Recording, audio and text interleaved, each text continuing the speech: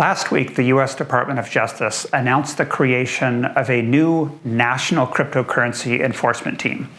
And the head of that team reports up to Ken Polite, who's the Assistant Attorney General and supervises the criminal division of the Department of Justice. So a lot of people in the cryptocurrency industry are asking what this means. And as it happens, I used to work in the Department of Justice. And in fact, when I started there, I was in a small group of new prosecutors working in Manhattan in the U.S. Attorney's Office, and I worked alongside Ken Polite. So because I'm familiar with the Department of Justice, I thought I would today just give a quick explanation of what it means for the Department of Justice to create a national cryptocurrency enforcement team. First of all, I think it's useful to keep in mind what the Department of Justice's criminal division does.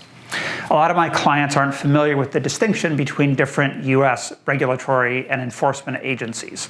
And so they hear about actions being taken by the FDIC or by the CFTC or by the SEC, this wide alphabet of government regulatory agencies. Well, those agencies are civil enforcement agencies. They cannot bring criminal cases. That means when they're investigating, they can't seek to have wiretaps done. They can't have agents sent out with arrest powers to put handcuffs on people and bring them in physically. And if they bring charges against them, they can't seek penalties in the form of imprisonment, for example. By contrast, within the criminal division, when they are seeking to bring a case, they do have law enforcement agents that can go out with a gun and handcuffs and arrest people. And when they bring charges, they're seeking to bring criminal charges. And that means the penalties for those charges can include imprisonment. The Department of Justice periodically creates national teams to address crimes within a specialized area. So we've seen this, for example, with healthcare. We also saw it with mortgage fraud. And cybersecurity also has national teams that are focused on cybersecurity issues. So why are they created?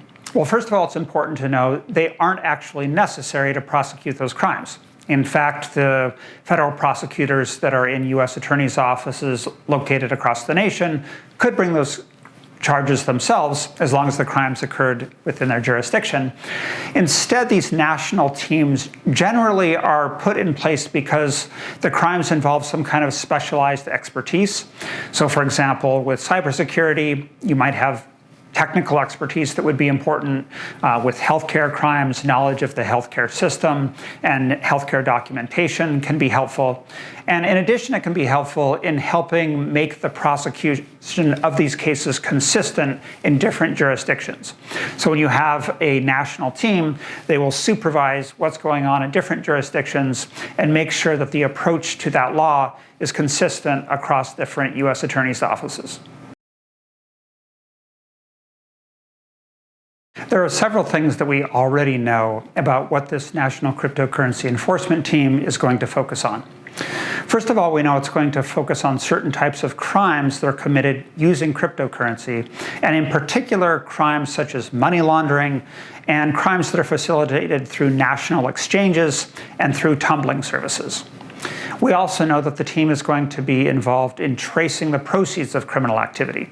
So that can include, for example, if there was a narcotics sale and the payment was made in a cryptocurrency, tracing that payment. And similarly with ransomware, the new team is tasked with trying to put an end to certain type of ransomware payment activity. Finally, we know that they're going to be involved in training prosecutors across the country, both in how the law works as it's applied to cryptocurrency transactions, and just generally informing individual prosecutors in those various U.S. attorneys' offices about what cryptocurrency is and how it works. It's not really fair to characterize the creation of this national cryptocurrency enforcement team as being good or bad for the cryptocurrency industry. That'll really depend on how the team's goals are implemented. But there are a few things that we know now. One is there's likely to be more investigations and more criminal actions.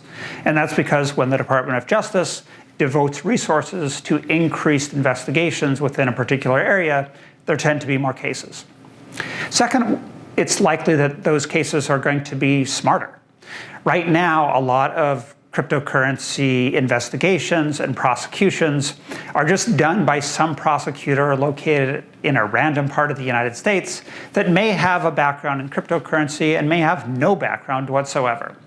And so a lot of times the investigation and the interaction between that prosecutor and counsel for the target is just focused on getting that prosecutor up to speed on what cryptocurrency is, what blockchain is, how there are numerous legitimate uses of blockchain technology and cryptocurrency technology, and how the law applies to different types of cryptocurrency activity.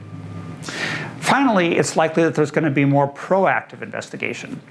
So right now, most of the criminal investigations are responses to complaints that a law enforcement agency receives from somebody saying that they think they were a victim of a crime. But once a national team is created, they're more likely to go out and proactively investigate different areas of the cryptocurrency industry where they think there's likely to be crimes occurring.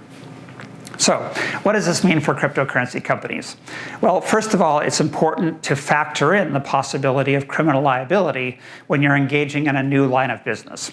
It is surprisingly easy to inadvertently run afoul of a criminal law in an area where you're engaging in very novel financial practices. And the potential liability is not just dollars and cents, it can involve imprisonment. So if you think you're anywhere close to violating a criminal law, or you think there's a criminal law that is implicated by a new activity that you want to engage in, call a lawyer. And good news, I'm a lawyer. So if you want to discuss with me how the criminal law might apply to what your business plans are, give me a call. I'd be happy to talk to you.